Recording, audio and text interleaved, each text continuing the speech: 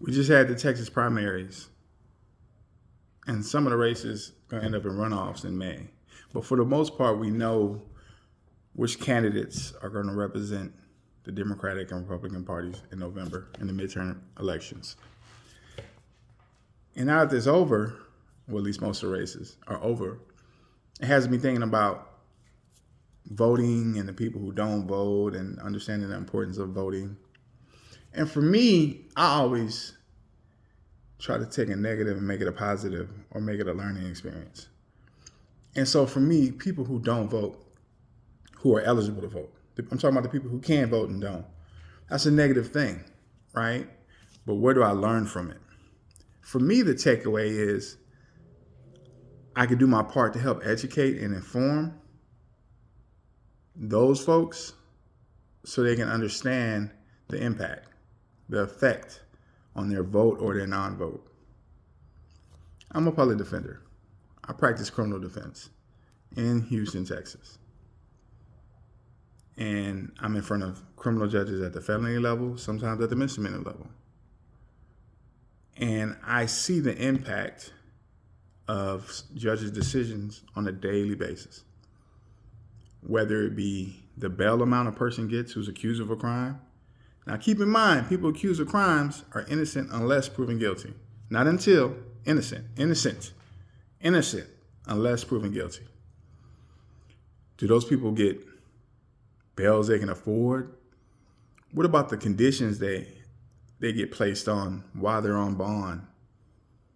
Some people get random drug tests, even though the crime they're allegedly charged with has nothing to do with drugs.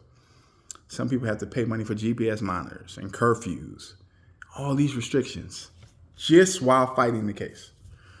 And some people are just sitting in jail because the bond is so high they can't make it. Judges make those decisions every day. Every day. So I see the effect of it. But here's the thing. The public don't know that. The public don't know Judge A from Judge Z on average. So us attorneys, we always gather after election results and say, man, you saw that? You saw what happened? Man, you can't believe that. But I always had to remind everybody, these people don't know. There was races I was looking through in the primaries and I didn't know who was who. And I had to ask people about them. That's very common. So the average person trying to vote, they're not down in that criminal courthouse every day. They don't know the effect of this person making it versus the other person. So I was thinking,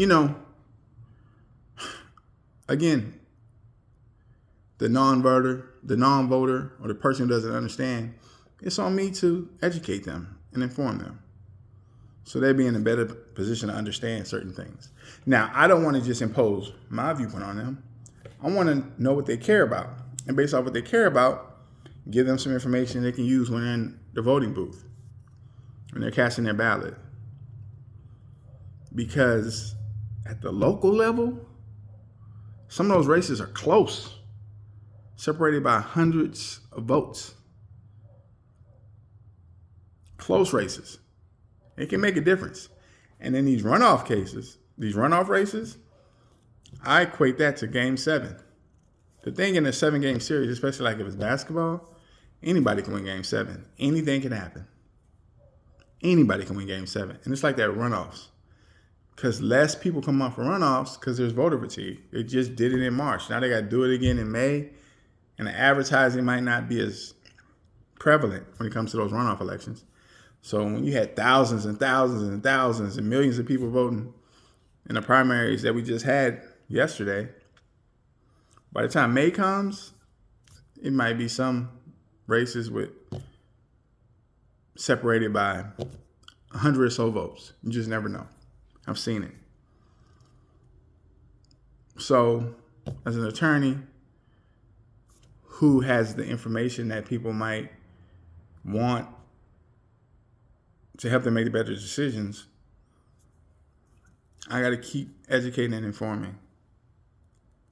Because who y'all put in that courthouse for the next 4 years, it matters.